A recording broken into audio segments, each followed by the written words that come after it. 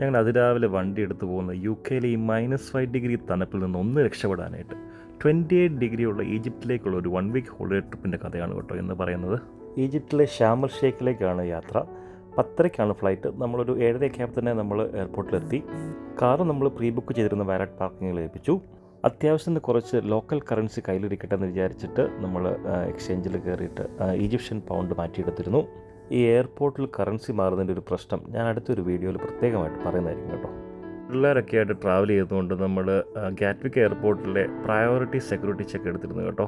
അപ്പോൾ നമ്മൾ പെട്ടെന്ന് തന്നെ പ്രയോറിറ്റി ചെക്കൊക്കെ എടുത്ത് ചെക്ക് ഇൻ ചെയ്ത് നമ്മൾ ഓൾറെഡി അകത്ത് കയറി കഴിഞ്ഞു.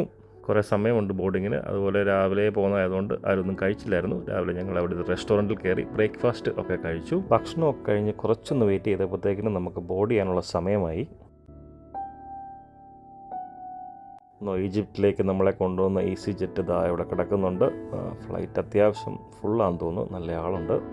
എക്സൈറ്റ്മെൻറ്റിൽ എങ്ങനെ ഇരിക്കുമ്പോൾ ആദ്യത്തെ ഒരു അനൗൺസ്മെൻറ്റ് വന്നു. ഫ്ലൈറ്റ് ചെറിയ ഡിലേ ഉണ്ട്, ക്ലിയറൻസിന് വെയിറ്റ് ചെയ്യുന്നു എന്ന് പറഞ്ഞു വന്നു കേട്ടോ. അധികം താമസിക്കാതെ തന്നെ ഞങ്ങളുടെ എക്സൈറ്റ്മെൻറ്റ് എല്ലാം തകിടം മറിച്ചുകൊണ്ട് രണ്ടാമതും ഒരു അനൗൺസ്മെൻറ്റ് വന്നു കേട്ടോ. The flight is been cancelled. ഈജിപ്തിലേക്ക് പോകേണ്ടിയിരുന്നത് നമ്മുടെ ഗ്രീസിൻ്റെ എയർ സ്പേസ് വഴിയായിരുന്നു.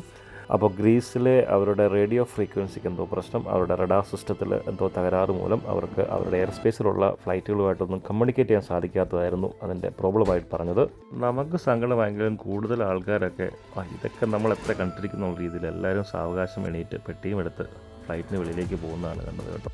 EasyJetൻ്റെ ഡെസ്കിൽ കോൺടാക്റ്റ് ചെയ്തെങ്കിലും അവർക്ക് പ്രത്യേകിച്ച് ഒന്നും ചെയ്യാനില്ലായിരുന്നു. ഏകദേശം 150ഓളം ഫ്ലൈറ്റുകൾ അക്രോസ് UK എയർപോർട്ടുകളിൽ നിന്ന് ക്യാൻസലായി ആ റൂട്ടിലുള്ളത്.